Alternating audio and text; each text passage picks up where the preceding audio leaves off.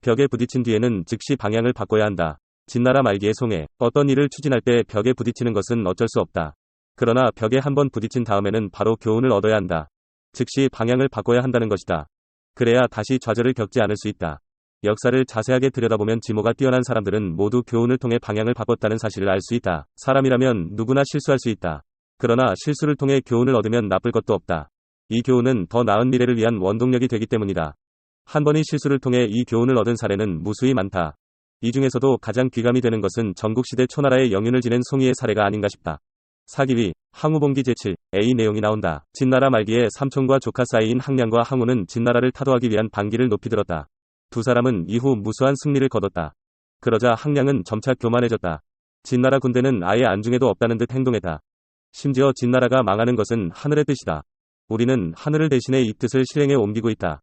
어찌 이기지 않을 수 있겠는가? 지금 우리 부대가 과감하게 공격하면 승리를 더 빨리 거머쥘 수 있다라는 말을 거침없이 하곤 했다. 송이는 적을 가볍게 여기는 항량의 오만함이 은근히 걱정되었다. 마침내 그에게 자중을 권고했다. 진나라는 천하를 종횡으로 누비면서 육국이 군대를 무찔렀습니다. 지금 비록 계속 패하고는 있으나 가볍게 봐서는 안 됩니다. 더구나 우리 부대가 너무 빠른 속도로 승리를 거두게 되면 오만해질 수밖에 없습니다. 이는 병가에서 매우 꺼리는 것입니다. 장군은 반드시 마음에 새겨야 합니다. 항량은 송이가 편견이 있다고 생각했다. 그렇다고 대놓고 면박을 줄 수는 없었다. 그러나 조카인 항우에게는 자신의 생각을 솔직히 털어놨다. 송이는 과거 영윤까지 지낸 사람이다. 아마도 지금 너와 내 밑에 있는 게 고가운 모양이야. 그 사람은 우리가 보는 데에서는 웃음을 보이지만 내심으로는 딴 생각을 하고 있을 거야. 그 사람은 우리 편이 아니니 크게 쓰지 말아야겠어. 너무 가볍게 믿지도 말고. 그러나 항량은 외면적으로는 송이를 존경하는 척했다. 물론 실제적으로는 그의 진언을 하나도 받아들이지 않았다. 송이는 수차례 자신의 건의가 벽에 부딪히는 것처럼 반응이 없자 서서히 자신이 홀대를 받고 있다는 사실을 깨닫기 시작했다. 어느 날 그는 친한 친구에게 자신의 속내를 드러냈다. 한가 저 집안의 삼촌과 조카는 명목상으로는 초나라 부흥운동을 한다고 하나 실질적으로는 그렇지 않은 것 같네. 자신들의 세력만 키워가는 것 같아. 나는 비록 초나라의 옛 신하지만 저들의 신복이라고 할 수 없어. 저들이 나에게 냉담하게 대하는 것은 별로 이상한 일도 아니지. 송이의 친구가 말했다. 자네가 이미 그런 사실을 알고 있다면 왜 저들한테서 빨리 떠나지 않나? 송이가 한숨을 내쉬면서 대답했다. 나는 지금 그들에게 신임을 못 받는 정도가 아니라 완전히 이방인 취급을 당하고 있어. 그러니 저들이 나를 쉽게 보내줄 것 같은가? 만약 내가 이런 생각을 하고 있다는 것을 알면 저들은 바로 나를 제거하려고 할 거야. 이런 와중에도 항량의 부대는 파죽지세로 진나라 대군들을 계속 격파했다. 그가 성향을 함락시켰을 때였다. 그는 공포를 조장해 천하를 굴복시키겠다고 생각했는지 성 안의 백성들을 모조리 살해하라는 명령을 내렸다. 송이는 이 소식을 듣고 깜짝 놀라 바로 항량에게 달려가 말했다. 포악한 진나라의 폭정에 백성들이 이미 충분히 고통을 당했습니다. 그래서 천하가 진나라를 타도하려는 기이에 나선 것이고요. 장군은 설마 이 사실을 모르지는 않겠지요? 천하를 얻으려면 인과 덕으로 민심을 얻어야 합니다. 장군은 빨리 그 명령을 철회하십시오. 항량은 진즉에 송이가 다른 생각을 품고 있다고 생각하던 차였으므로 당연히 그의 충언을 듣지 않았다. 뿐만 아니라 슬며시 비꼬기까지 했다. 나는 살인을 하고 싶소. 그대는 그런데도 극구 말리려 하고 있소. 아마 세상 사람들이 이 일을 알면 그대의 인덕을 칭송할 것이오. 그러나 나는 이 일만큼은 꼭 해야겠소. 천하가 나를 악마라고 부르도록 하겠다는 말이오. 항량은 자신의 뜻대로 성량 백성들에 대한 도륙을 자행했다. 이로 인해 목숨을 잃은 사람이 그야말로 부지기수였다. 송이는 상심한 나머지 울면서 자신의 신세를 한탄했다. 내가 지금 처지가 한심한 탓에 이들을 구하고 싶어도 그렇게 하지 못했다. 이것은 절대로 내 잘못이 아니다. 송이는 이때부터 다시는 항량에게 직언을 하지 않았다. 대신 그의 용병이 거의 신과 같다는 식으로 아부하기 시작했다.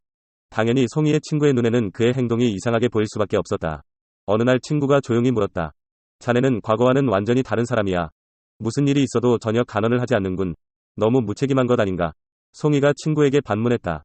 나는 직책도 없고 권한도 없는 사람일세. 내가 무슨 책임이 있겠나? 한가 두 사람이 저처럼 오만방자한데 저들이 죽든 살든 내 알바 아니지 않은가? 어느 날 항량이 일부러 송이의 의견을 구하는 척했다. 그것도 여러 사람들이 모인 자리에서였다. 그대는 일찍이 초나라의 영윤을 지낸 사람이오. 덕망이 아주 높소. 견해나 지식 역시 보통이 아니오. 그대는 나에게 어떤 가르침을 줄 수 있겠소? 송이가 웃으면서 대답했다. 과거의 일은 더 이상 거론하지 마십시오. 더구나 저는 이미 망한 나라의 영윤으로 죄가 큽니다. 그러나 장군은 지혜가 뛰어나고 용맹이 대단합니다. 난세의 영웅처럼 일어났으니 초나라가 부흥할 희망이 보입니다. 그것은 오로지 장군의 어깨에 달려 있습니다. 장군은 진정한 영웅 호걸입니다.